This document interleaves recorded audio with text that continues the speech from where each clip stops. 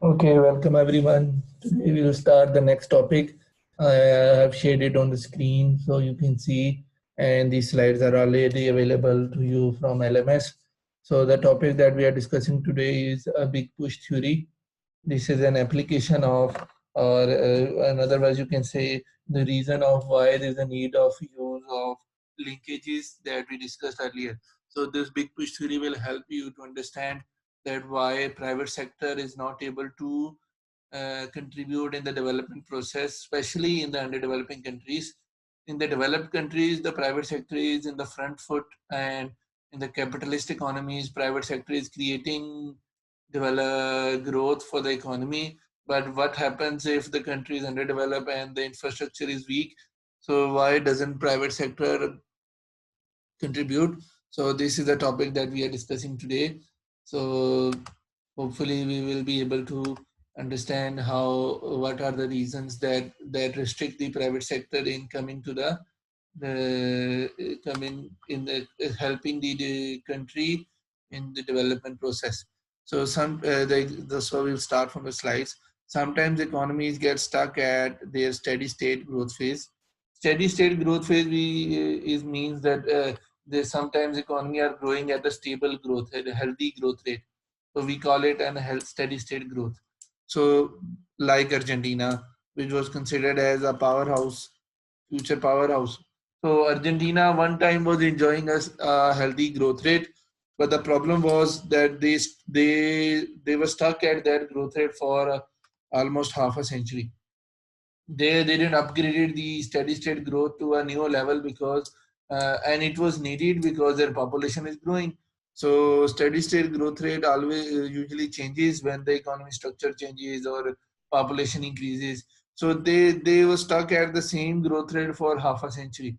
What is the consequence of that? That then it means their previously steady state growth is now not a steady state growth, so they are growing slow. So it means they are behind many countries. So because of that stagnation of their growth for half a century, now they are behind many other countries. So it means that sometimes you are already on the frontier of your progress, and but you need to grow further because your population and your resources are under pressure.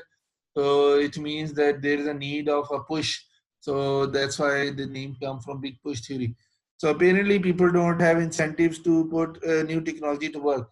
So according to this theory, people say that private sector do not get enough incentives to engage the latest technology in their areas, in their villages, in their cities, so that the economies can grow without the contribution of the government, or means the markets themselves create enough impetus to grow the economy rather than government provide them support, or government do the expenditures, or government do anything that help them to grow.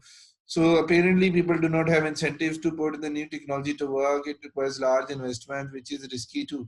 So it means that it is assumed the reason that they are not using the technology to work because it's risky for the case of the developing countries. So Paul Rodon pointed out that this is mainly due to coordination failure. That I shared you one news column. Now we'll see theoretically what is meant by coordination failure. So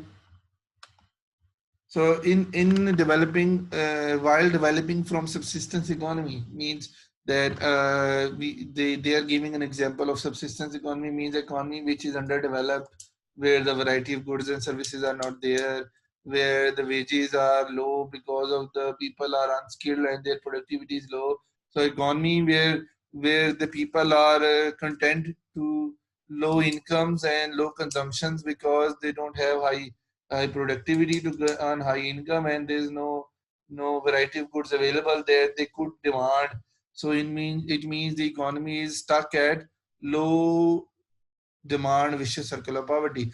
So in order to develop from that subsistence economy, workers do not have money to buy things, and there aren't any products available.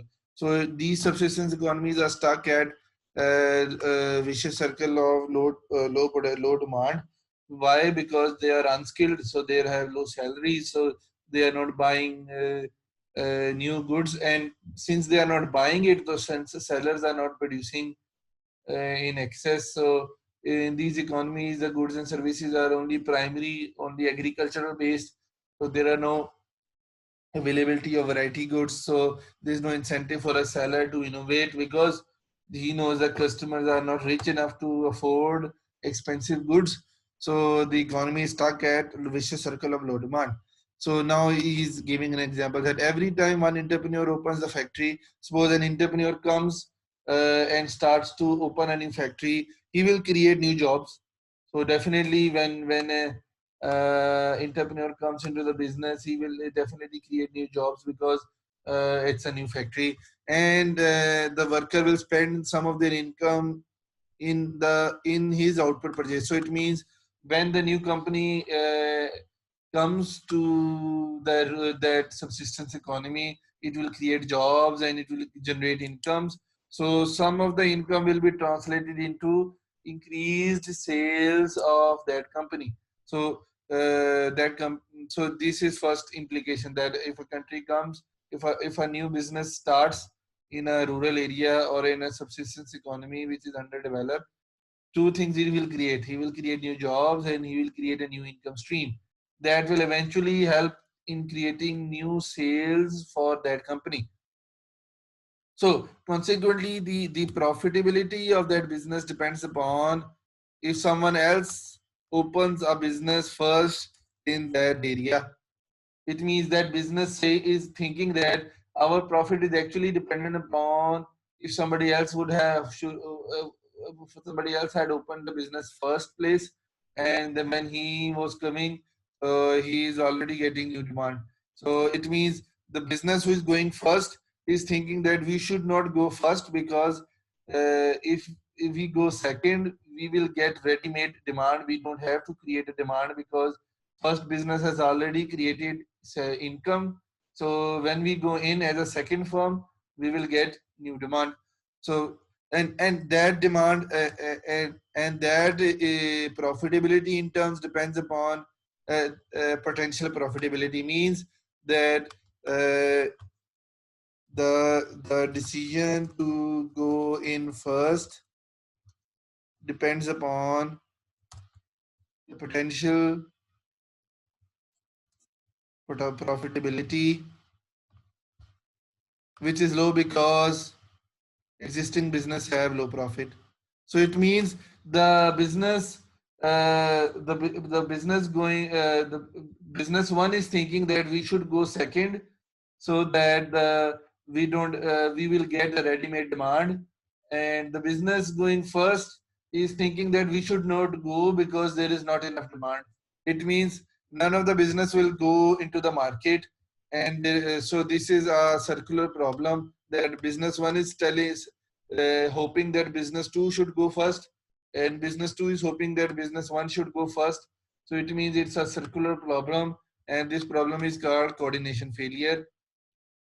So within this domain, uh, in a rural subsistence economy, if we wait for the private sector to come, no one will come to install industries so that we can break the vicious circle of poverty. So if we wait for the private sector, no one will come. Why nobody will come? Because of the coordination failure. Even though we know that we have studied in economics that demand creates its own supply, that macroeconomics talks about that demand is created by supply. Demand creates its own supply, but the above example is showing us that in developing countries, actually demand will not create the supply because demand is not there, and demand is not there because of vicious circle of low demand. So this was the initial thing discussion of. So in the next slide, it is giving a detail, another detail. So only way to get out of this is get out of this dilemma is that the first business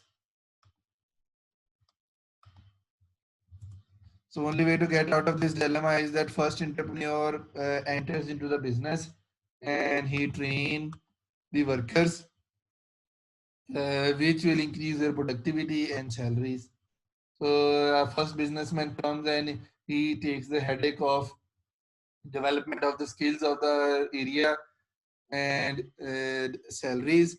Further, also bears the cost of development of infrastructure. Infrastructure includes new roads, sanitation, electricity connections, gas pipeline, water connection, and approval from the local development authority. So approval for the commercial zone or industrial zone. And so first entrepreneur have to do two things. He will bear the cost of human HR, which is human development cost. So he will have to face a huge cost of human resource management. Second cost that he will bear is the cost of development of infrastructure in the rural area or that area we are talking about. So and to expand their demand and get out of subsistence living. So that action will expand the demand of the region because their salaries have increased and it will help them to get out of the subsistence living. This way the worker will buy more and promote the business. The worker will buy more because his income has increased and he will promote the businesses and increase the potential profitability. Means because people are now getting higher salaries, so the potential incomes the sales have increased. So the if you do the feasibility review in that area, you will find increased potential profitability, which will lead to industrialization because of Sir, एक question है sir. one minute.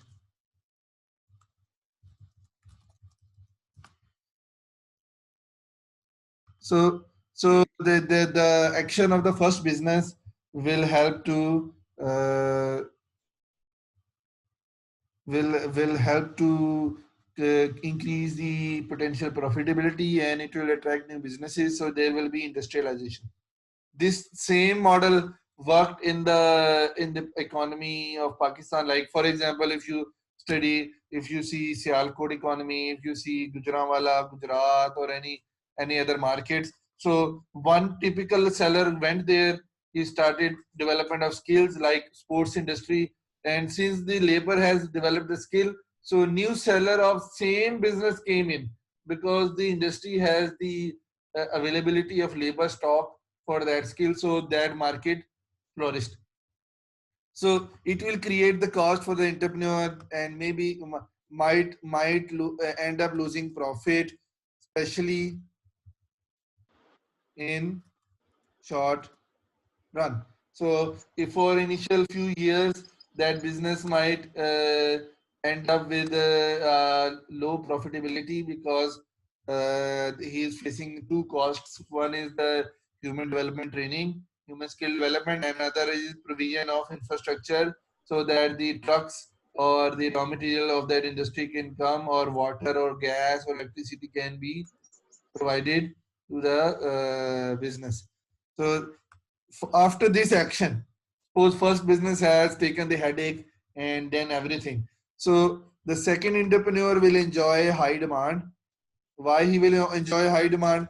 Because when he opens this business, most of the labor already have high incomes, so he will already this business will enjoy higher sales, even though he has not done any hard work. So it means he has not invested in the infrastructure or training of the labor. So he saved from the cost. So second firm will hire trained workers from the first.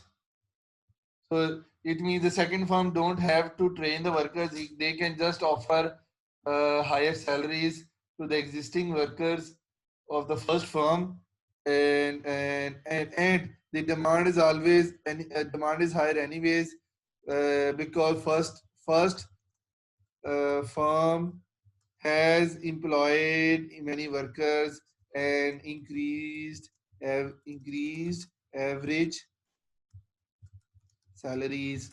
So the hard work of the first firm is actually enjoyed by the second firm. So second firm is actually dividing the reward which would have been enjoyed by the first firm. So this is like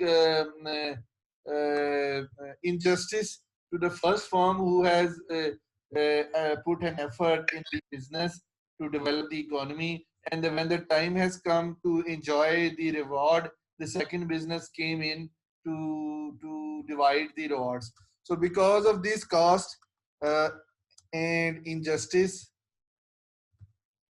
you can say commercial injustice, the first entrepreneur will never train and incur the costs that we discussed above, and the industrialization will never take place. So now we will build the big push model, and there are few assumptions. So let me open the document in which I have written the details of the assumption, and I will share it simultaneously so you can see.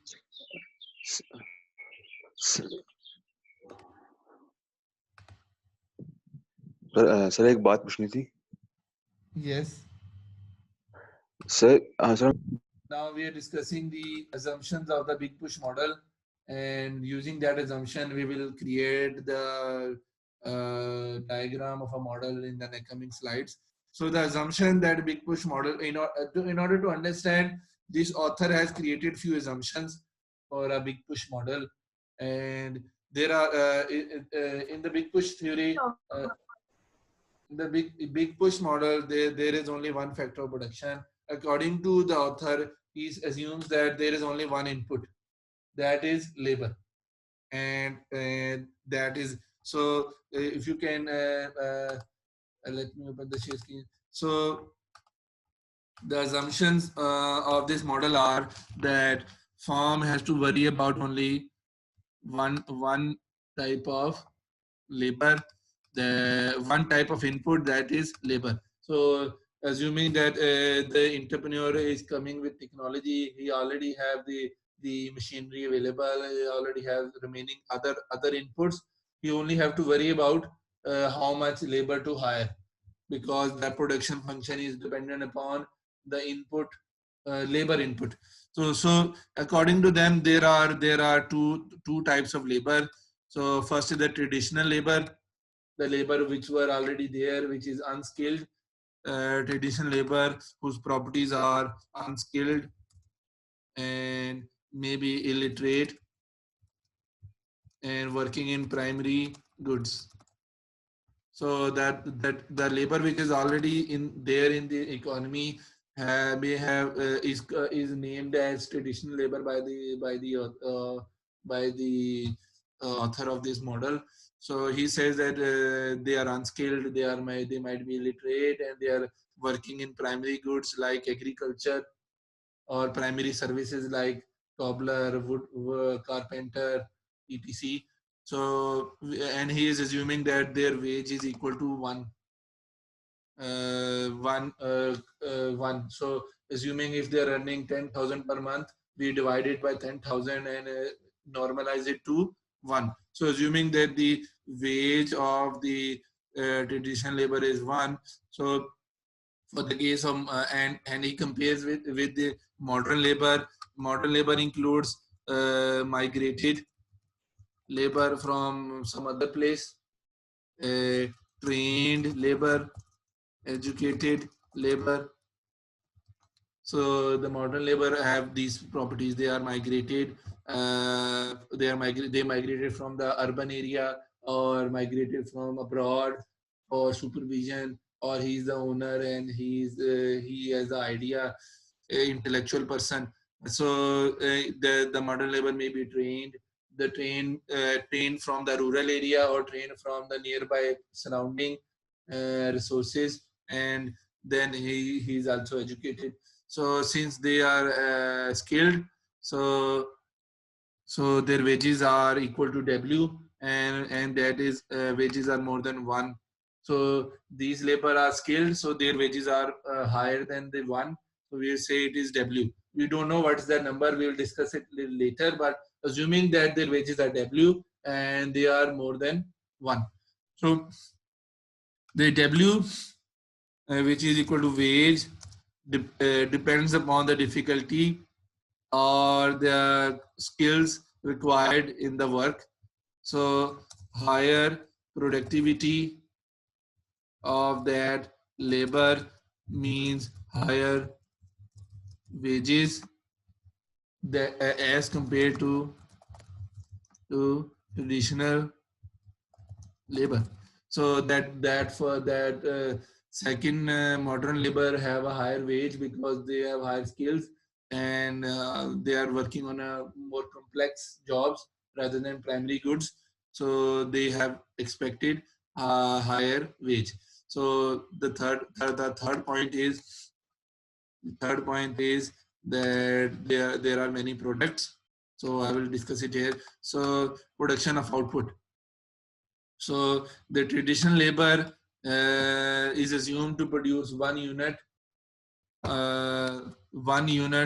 of output per 1 unit of time. Okay, so the we can say it, we can simplify it as productivity product equal to 1. So the labor who are from the traditional sector are not skilled enough. So they are working, they are unskilled labor. So assuming that their productivity is equal to 1. So productivity is equal to 1 means they are using 1 unit of output, producing 1 unit of output in 1 unit of time.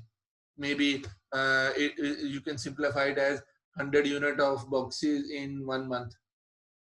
So you can simplify it by dividing by 100 and multiply with 1. So it will become 1 over 1. So that becomes productivity. So the modern labor is producing more than 1 unit of output per 1 unit of time. So that is modern labor produce C units per unit of time, which is more than 1. So it means they since they are skilled, so they are producing C units. So their productivity is C.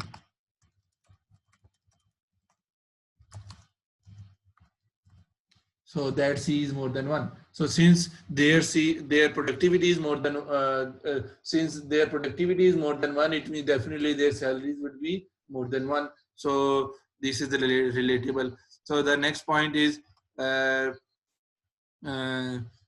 next point is how much labor the entrepreneur would hire.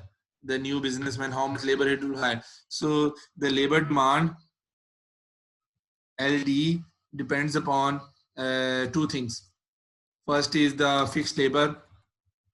Fixed labor is the labor which is the minimum required by the factory, which include guards, IT experts, HR staff, account staff, managerial staff, etc.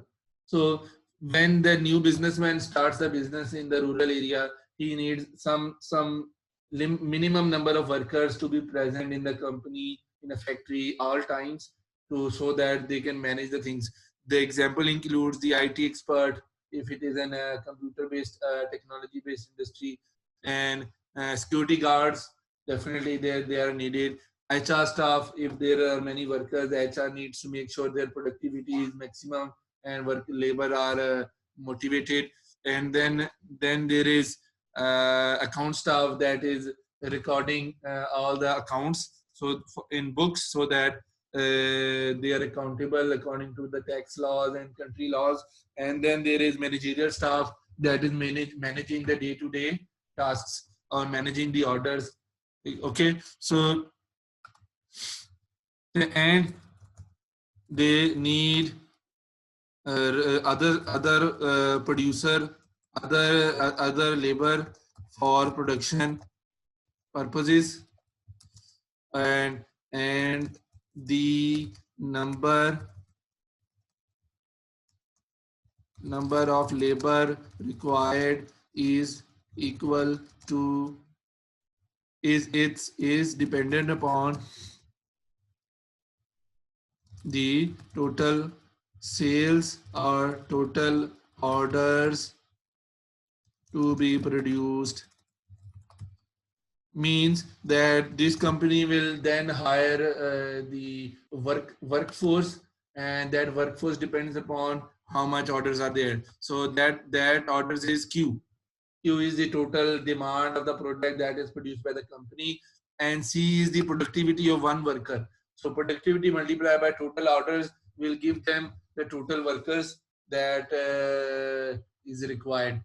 So since total workers that are required. So what is the demand? So demand is there in the demand is there in the economy for many goods, and demand for each good is equal to Y over N, and demand for each good, that is Q, is equal to total income divided by total products. So Y is the total income of the subsistence of the economy, and N is the total number of goods available in the market. So he is assuming that the demand is average for each good. So Q is average. So he is not going into the details of the orders. He is just assuming that Q is equal to average demand. In the traditional sector, is not trading with the world. So let me go to the next slide so that it's connected. So the traditional world, there is no in the traditional sector there is no trading with the world. So it's a closed economy, so that no effect of exchange rate or international demand. So we are assuming that it is a closed economy, so that our model is not affected by the international price differentials or exchange rate movement, so that we can simplify it first to understand the micro side of the model, and then we will add the advanced model will add the international pressures. Last is that we assume that markets are perfect. It means if there is profit, there are new competitors, and seller cannot influence the market price. The market price is determined by the aggregate overall demand of the market, the total demand of the market rather than individual demand. So based on the assumptions, so we will see the animation in the next slide, so that we can see the incidence of coordination